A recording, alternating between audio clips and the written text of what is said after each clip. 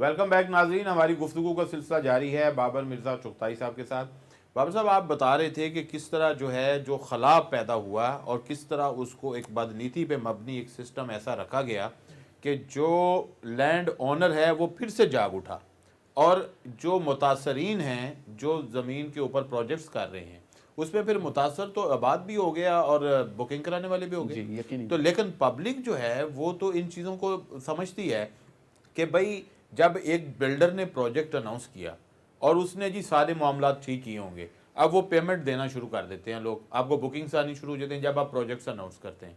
उसके बाद जो है वो पता चलता है कि ये हो गया, ये हो गया या केसेस हो गए, और पब्लिक मुतासरीन की तादाद कराची में इतनी ज़्यादा है कि हर प्रोजेक्ट का कोई ना कोई मुतासरीन में से कोई ना कोई बंदा आपको मिल जाएगा। तो उसमें आप पब्लिक के लिए क्या कहेंगे? देखिए, 2 चीज़ें हैं। पहली बात तो मैंने आपको बताई कि ये कॉलोनाइज़ेशन एक्ट था 1918 का, जिसको प्रॉपर इस्तेमाल करना चाहिए था, किया। लेकिन उसमें एक टेक्निकल फ्लॉ छोड़ दिया गया कि वो लैंड्स जितनी कंपनसेशन दे के एक्विजिशन हुई थी, उन लैंड्स को मुख्तलिफ अदारों के लिए ट्रांसफ़र नहीं किया गया। इसका पहले अब केडीए के जो हमारे लोग हैं जिन्होंने केडीए से ऑक्शन किए हुए प्लॉट खरीदे हैं, वो आज तक भुगत रहे हैं। एमडीए में भी ये हुआ था, लेकिन गवर्नर साहब जब आए, इरशाद लिबास साहब, उन्होंने एमडीए को के मामलात को जब बहुत ज़्यादा लोगों ने किया, क्योंकि एमडीए का भी तकरीबन 6, 8, 10 साल केस इसी तरह रुलता रहा है, तो उन्होंने उसके प्रॉपर मामलात करवाए, जो एक्विजिशन वगैरह थी और जो सारी चीज़ें और रिकॉर्ड ऑफ राइट में एंट्री और सारी चीज़ें, तो वो मामलात अब थोड़ा बेहतरी की तरफ आए। अब आइए दूसरी तरफ, बात यह है कि इसमें सिर्फ यही मामलात इन्वॉल्व नहीं है जिन मामलात को आप देख रहे हैं। इसमें असल मसला यह है गवर्नमेंट पॉलिसीज़ का।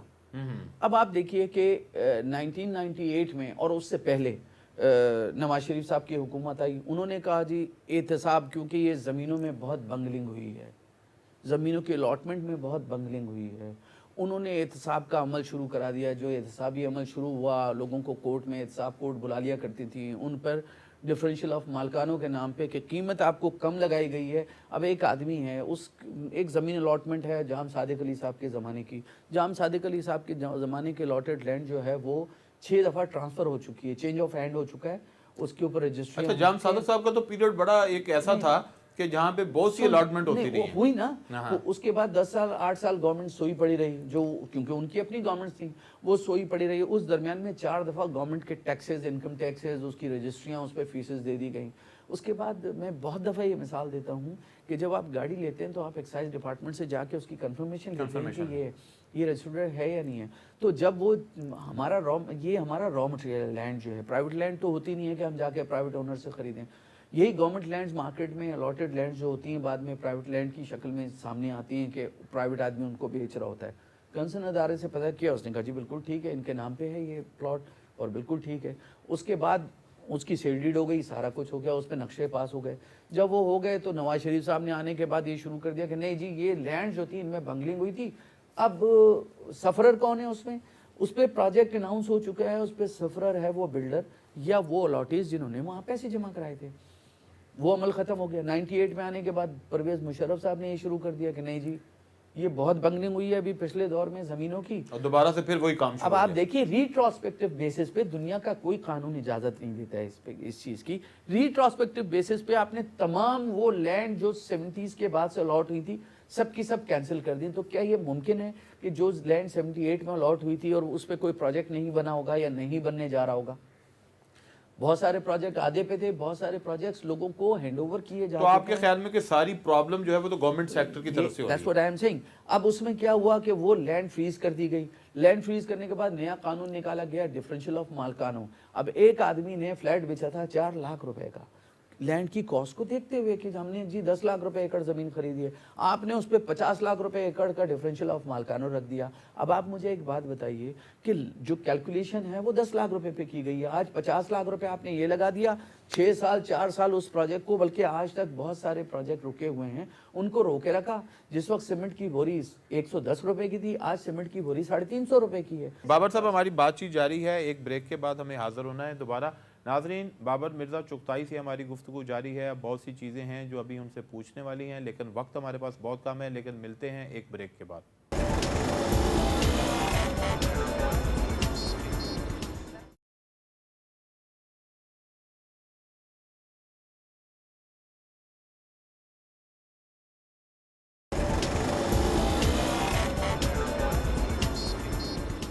वेलकम बैक नाजरीन, हमारी गुफ्तगू जारी है जनाब बाबर मिर्ज़ा चुगताई साहब से। जैसे आपने KDA में जो ज़मीन का इशू बताया, MD में बताया, सेम अभी हुआ है कि कुछ अर्सा पहले गवर्नमेंट ने सेवन डेवलपमेंट अथॉरिटी भी अनाउंस की, जी फिर उससे पहले ग्वादर डेवलपमेंट अथॉरिटी अनाउंस हुई, जी अभी जुल्फ़कार आबाद का प्रोजेक्ट अनाउंस हुआ जी। है।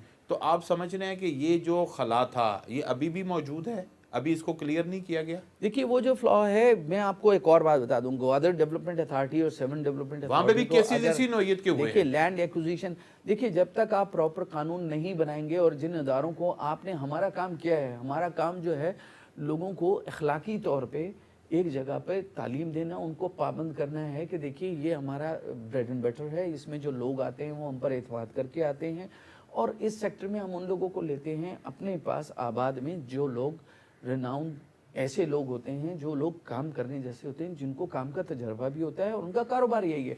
अब हर दूसरा आदमी उठ के आ जाता है, वो प्रोजेक्ट अनाउंस करता है किसी इलाके में, उस पर कोई चेक नहीं है। अब ग्वादर डेवलपमेंट अथॉरिटी को इतनी दफ़ा आबाद ने लेटर लिखे कि भाई इसका आबाद का मेंबर होना ज़रूरी है, ये शक है, ये मौजूद है कानून में, हिसाब में मौजूद है सारी जगहों पे, कराची लेकिन में उसने इसके- उसको मेंबर लेकिन इसलिए कि उनके अपने अल्टीरियर मोटिव्स जो हैं वो पूरे नहीं होते, क्योंकि वो आदमी जो हमारा मेंबर है वो आदमी थोड़ी आपको कोई इस हिसाब के सारे खाते करने जाएगा, क्योंकि उसको तो वहाँ अच्छा, काम एक करना चीज़ है। बताएं कि मसलन अगर एक चीज़ तो ये आपने बताई कि मसलन आबाद का मेंबर होगा तो वो फिर जो है ऑथेंटिक होगा, अगर वो आबाद का मेंबर है और वो डिफॉल्टर हो जाता है फिर आप क्या करते हैं उसके हमारे साथ? यहाँ पे हर हफ्ते एक हमारे यहाँ मीटिंग होती है कंप्लेन कमेटी की, जिसमें आम पब्लिक जो है वो अपनी कंप्लेंट्स देती है। जैसे कराची बिल्डिंग कंट्रोल अथॉरिटी के साथ हमारा ये चीज़ तय हुई हुई है और मुख्तलिफ इदारों के साथ कि अगर किसी बिल्डर की कंप्लेन आपके पास आती है हमें रेफ़र कर दें, हम उसको यहाँ पे उस कंप्लेन को बाकायदा, एक कमेटी है 18 आदमियों की, अच्छा, वो बाकायदा सुनती है, बिल्डर को भी बुलाती है और उस एग्रीमेंट पार्टी जो लोग है, आते हैं उस कंप्लेंट में? बिल्कुल आप देखें, अगर अभी रिकॉर्ड देखेंगे तो आपको पता लगेगा कि तकरीबन हमारे यहाँ हर हफ्ते 50 से 60 कंप्लेंट्स जो हैं लोगों की रिजॉल्व होती हैं। ये 2 बजे शुरू होती है, रात को 8 किस बजे किस्म तक की meeting है। कंप्लेंट्स होती हैं लोगों किसी किस्म की, मतलब बात नहीं, ये है लोग कि ज्यादा अगर किस किस्म बिल्डर, की कंप्लेंट करते देखिए हैं? यूजली, देखिए हम एक ही कल्चर के लोग हैं, हमारे यहाँ कंप्लेंट्स का अब दौर ज़्यादा है। जिस ज़माने में फ्लैट जब वो 8 लाख का बुक कराता था और थोड़े दिनों, 1 साल के बाद 12 लाख का हो जाता था, तो उस पर कभी वो चूंचरा उसके साथ नहीं करता था। आज सिचुएशन दूसरी है। जिस आदमी ने 2 साल पहले 25 लाख का फ्लैट बुक कराया था, अब मार्केट वैल्यू प्रॉपर्टी की नीचे आई है, अब वो कंप्लेन क्या लेकर आता है, जी मैंने 15 लाख रुपए दिए, मैं इसको रिफंड करा दीजिए। How can it possible? एक आदमी ने उस 15 लाख रुपए से सीमेंट, मिट्टी, गारा, सरिया खरीद के वहाँ पे लगाया है, आपके साथ एक एग्रीमेंट है, उस पर स्केड्यूल तय हुआ है, उस स्केड्यूल के मुताबिक जो जो आप पेमेंट करते जाते हैं हम उसमें वो चीज़ें लगाते जाते हैं। एक दिन आप किसी को कहते हैं, ऐसा ही है, किसी ये जो खाना पकाने वाले होते हैं या किसी होटल में जाके या किसी खाना पकाने वाले को आप कहेंगे एक देग तैयार कर दो, और जब वो सब चीज़ें काट कूट के उसमें डाल चुका हो और पका के और फाइनल स्टेज पे आप कहें नहीं नहीं मुझे नहीं चाहिए ये देख जो है ना, तो मेरे पैसे वापस कर दो, वो आदमी कैसे पैसे वापस अच्छा, एक चीज़ बताएं बाबर साहब, मसलन एक चीज़ है कि आपने ये फरमाया कि जो ज़मीन है अगर गवर्नमेंट की हो या कोई भी वहाँ पे मास्टर प्लान अनाउंस हुआ है तो पहले तो ज़मीन ट्रांसफ़र होनी चाहिए उस अथॉरिटी के नाम, तो फिर आपको मिले तो उसमें से वो खला पूरा होता है। लेकिन एक आम आदमी जो कि एक बुकिंग करवाता है आपके पास फ्लैट की, घर की, प्लॉट की, उसको कैसे सिक्योरिटीज़ मिल सकती हैं कि एक बिल्डर लोगों से पैसे जमा करने से पहले क्या उसकी बैंक गारंटी जो है वो होनी चाहिए कि अगर ये डिफ़ॉल्ट कर गया तो लोग कहाँ जाएंगे? देखिए उसके डिफ़ॉल्ट करने की जेन्युइनली तो खुद कभी बिल्डर डिफ़ॉल्ट नहीं करता। मैं आपको ये बात, यहाँ पे भी लाहौर में देखिए बहुत सारे लोग काम कर रहे हैं, सारा कुछ है। अब मैं आपको मिसाल देता हूँ लाहौर के हवाले से।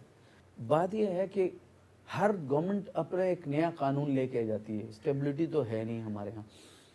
पिछले दौर में जब जो गवर्नमेंट थी परवेज़ मुशर्रफ साहब की और चौधरी राजरान की और चौधरी साहबान वहाँ पे थे, सारा कुछ लाहौर शहर में कंस्ट्रक्शन को एक ज़्यादा बूम मिला, एक तरक्की का, एक सारा कुछ।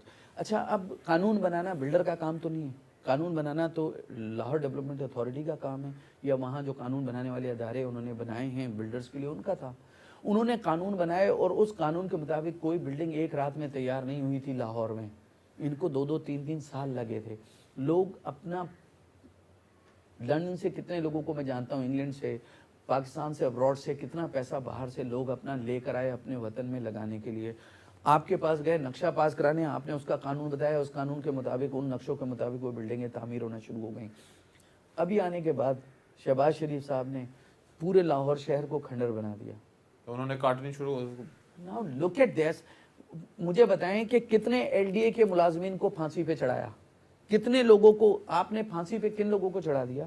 ان لوگوں کو چڑھا دیا جنہوں نے بکنگ کرائی، وہ غریب لوگ، وہ غریب عوام جنہوں نے اپنا پیسہ، امیر یا غریب، اپنی حلال کی کمائی کا پیسہ جو ہے اس نے فلیٹ خریدنے، تو آپ کا یہ شہباز شریف صاحب کا اقدام غلط ہے؟ بالکل اس حوالے سے کہ دیکھیے اس ساری چیز کا نتیجہ کیا نکلا کہ لاہور میں، پنجاب میں، جو کیونکہ پنجاب سے زیادہ لوگ انگلینڈ میں رہتے ہیں، اگر آپ دیکھیں وہ لوگ جو وہاں کے حالات کی بنا پر پاکستان آنا چاہتے تھے، اپنا پیسہ ٹرانسفر کر رہے تھے، آنے کا سوچ رہے تھے، پیسہ لانا چاہتے تھے، وہ سارے کا سارا آپ کے خیال میں اس کے پیچھے شہباز شریف صاحب کے اس اقدام کے پیچھے کیا موٹیو ہو سکتا ہے؟ کیوں انہوں نے ایسا کیا؟ یہ دیکھیے ہر آدمی آنے کے بعد اس ملک میں ہوتا یہ ہے اپنی اتھارٹی اسٹیبلش کرنے کے لیے ہر گورنمنٹ ایک دوسرے کا احتساب کرتی ہے، احتسابی عمل کہیں تو ختم ہوتا ہے، ہر گورنمنٹ آنے کے بعد پچھلے والے کا احتساب کرنا شروع کر دیتی ہے۔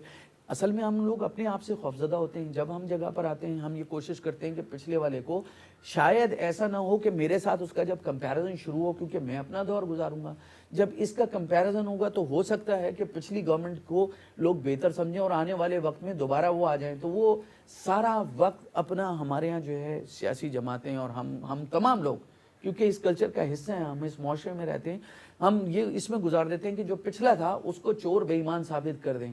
ہم اس کمپٹیشن میں جاتے ہیں کہ اس سے بہتر حالات کر دیں، اس ملک کے اپنے شہر کے حالات اس سے بہتر کر دیں، اپنی ایسوسیشن کے حالات اس سے بہتر کر دیں، اپنے لوگوں کے، اپنی کمیونٹی کے حالات اس سے بہتر کر دیں، ایسے عمل کریں کہ ان کو فائدہ ہو، تاکہ یہ پچھلے والے کے مقابلے میں میرا کمپیریزن اس بنیاد پر کریں۔ ہم صرف لوگوں کے قد چھوٹے کرنے کے لیے، اب آپ دیکھیے کتنے لوگ ہمارے پاس وہاں سے ممبر ہیں۔ اچھا اس میں کورٹ نے جو بھی احکامات دیے تھے، یقینی طور پہ کورٹ کے احکامات کی پابندی ضروری تھی، لیکن ان کورٹ کے احکامات کو ایک ڈھال کے طور پہ استعمال کیا گیا، اپنے مقصد کے لیے استعمال کیا گیا، بجائے اس کے اور انویسٹمنٹ آپ کے خیال میں وہ خراب ہوئی؟ بالکل برباد ہوا۔ بابر صاحب آپ سے گفتگو جاری ہے۔ ناظرین ہماری گفتگو جاری ہے بابر مرزا چغتائی صاحب کے ساتھ، اور ابھی ہم ان سے مزید گفتگو کا سلسلہ جاری رکھتے ہوئے یہ سوال ضرور کریں گے کہ لینڈ کو کمپیوٹرائز کرنا ایک بہت بڑا جو ہے گورنمنٹ کے ساتھ عوام کا مطالبہ ہے کہ کس طرح اگر زمین جو ہے وہ کمپیوٹرائز ہو جائے تو یہ زمین کے جھگڑے جو ہیں بہت حد تک کم ہو سکتے ہیں۔ ملتے ہیں ایک بریک کے بعد۔